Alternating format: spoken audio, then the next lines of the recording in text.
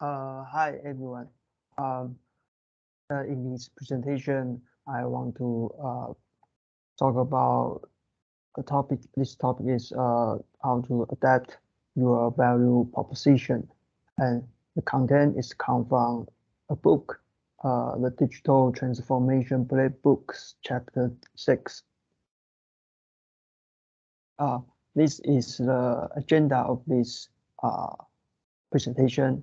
The first part, I will introduce example from a recorded music business, which is affected by the digital revolution.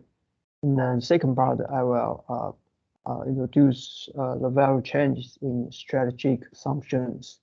And the third part, we will see there are three roads out of a shrinking market. The first row is to find a new customer, and the second row is find a new value, and the third route is find the new value and the new customer in the same time. In a first beginning, we can see example from a recorded music business, which is affected by the digital revolution. And we know, like maybe 20 or 30 years ago, people they listen music by CD. But after the World Wide Web started coming, uh, it's more easy for people to share their music. So the CD, a lot of people they don't use CD anymore, especially in 1993. The the people invent a format called MP3 format, and this file format make people make it more easy uh, to share music through World Wide Web, and people they can start by this method they can instant access to music, and they can choose have a wide selection of music, and they can very easy to pick just the music or the song they want to listen. They don't need to find a real store to pick the CD. And sometimes even the music is free online. So after this happening, the RIAA, which is a Recording Industry Association of America, they they are they see a huge decrease in their profit from the CD. So they even sue the company who first invent uh, a machine to listen music through MP3 format.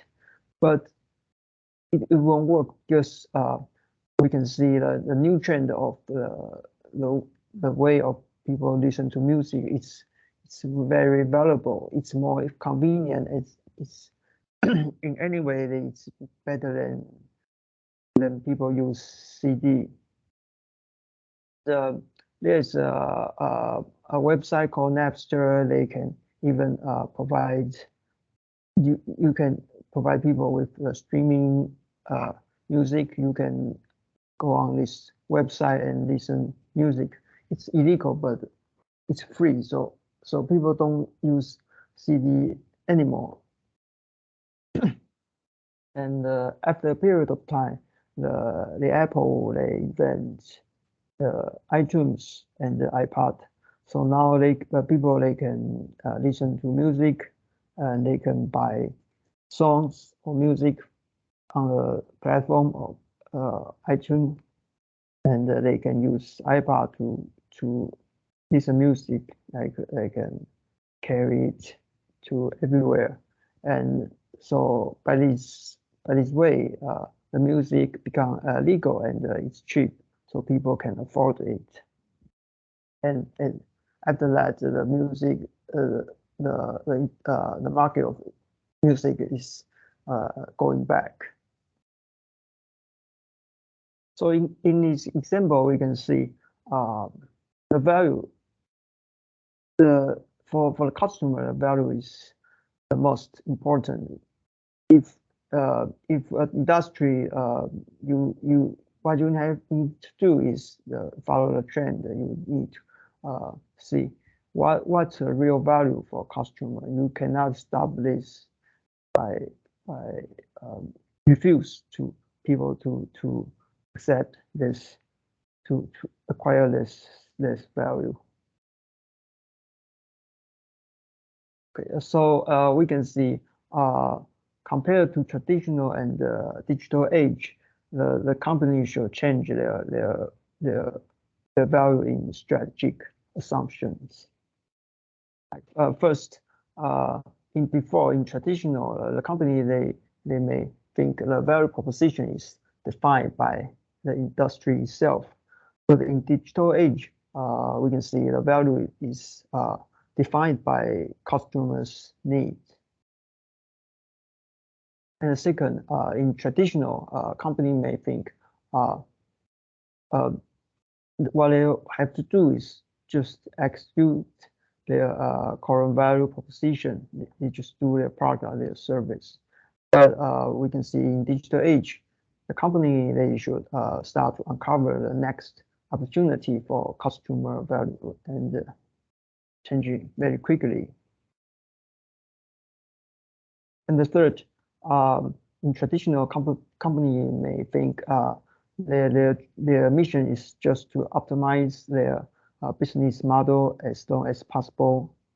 But in digital age, sometimes their old business model may not work anymore. So they have to evolve themselves before they have to. It means they better to start earlier before their product or service is already become out of time. Okay, so we can see how a company to like define their value. There are three kind of way. First is compared to their current proposition, they can try to find new customer. And the second way is for a company they can try to create new value for their old customer. And the third way is they can do it in the same time. They can try to create new value and at the same time to provide it to their new customer. We start to see some example. Okay, the first example is a company they try to find their new customer. There's a company called Mohawk. What they produce is fine papers, and they started in 1931. And at that time, they just made an annual report for large company because at that time, the large company they have to provide the annual report, which is be printed to their stockholder. But like recently, that start from 2000, people already communicated with digital technology.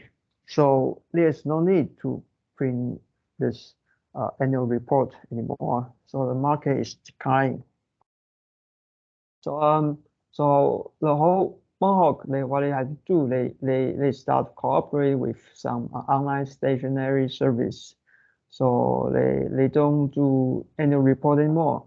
They start to produce printing photos, greeting cards, and business cards. So we can see they're still doing the fine papers, but they are made different products for new customer. Their customer is no longer a large company. Their new customer is like people who need a car or business card. So we can see they are finding their new customer. It's an example for how company to find new customer. Okay, let's see the next example. The next example is this is a company that try to create a new value provided for the same customer. This example is the New York Times. it started in 1851, and they made newspaper. I think a lot of this. But after the internet got popular, and so people they can make distribution of content, and they can take content nearly free. So the market of newspaper declined too. And the New York Times, they noticed that, so they have to change, and they think they still have their unique value, which is their reporting abilities, but they have to turn it still stick to this core value with different with new digital technology, made new digital with new digital forms. So they start to made news in blog, and they made video content and interactive graphics and data visualization, something like this. So, after the periods of time, their customer from the newspaper made by paper is decreasing, but their revenue was come from more and more digital subscriber and the digital advertising. So we can see they still provide news for their customer, but they have to turn it into new digital ways. So we all I think everybody should nowadays we would just read news from website. But not much people read newspaper now. Also, we can see the New York Times before they made newspaper. Now they like running a website, and their revenue it go down. It was a bad time, but now they are recovery back. And the third example we can see it's about to create new value and for new customer.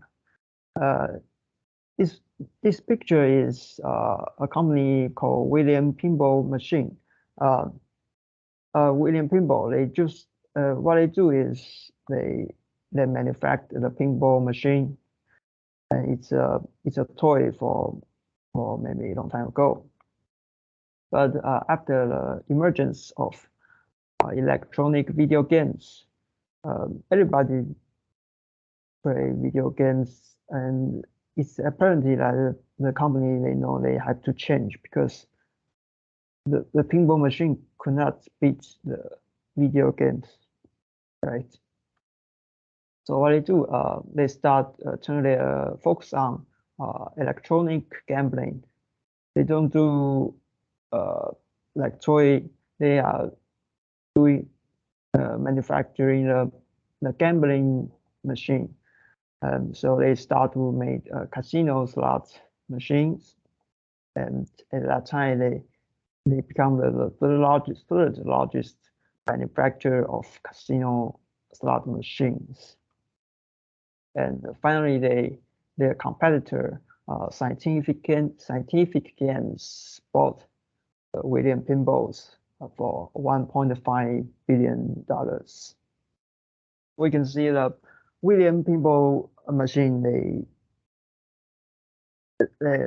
How they do, they start to create new thing and toward new customer.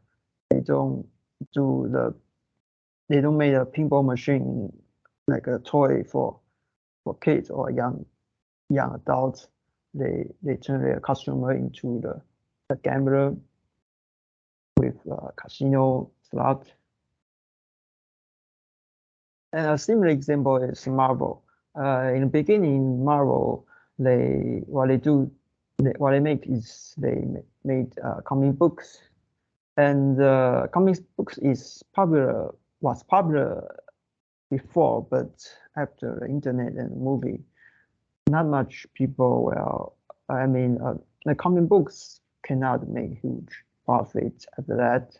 So they start to cooperate with movie producer, and there's a movie was very successful. It's the first movie of Spider-Man, in 2002. And after the big success, the Marvel they start thinking, oh, okay, even it's a big success, but Marvel didn't have a lot of money from that movie because they just sell their character to the movie producer. So after that, they decide to make movie by their own. So we can see they started a Marvel studio, and they made a series of very successful superhero movies. A lot of people watch their movie, and they made a lot of money. Okay, so finally, this is the summary. How a company to adapt their value proposition. The first question is they should ask who is their client? Who's the customer you want to focus on? And the second question is what's your value for your customer? What kind of value you provide? And the third question is what are the threats of your value proposition? The value you are providing now, but are there other threats, other product or service can substitute your value, the value provide? The fourth is assess the strength of your current value element. Like if the value you are providing is good, but the other company or other product will easily to substitute your value, then it's a risk for your business. So the fifth, the company they should start try to figure out how to generate the new potential value to provide their customer. The final one is synthesize a new forward-looking value proposition, like examine all the value people want and the product or service your company is providing, and finally access which you are still good or which maybe you should give up because the challenging is too huge. So finally you need to redefine your value proposition to adapt to a new challenge from the environment. Okay, that's my presentation of how to adapt your value proposition. Thank you.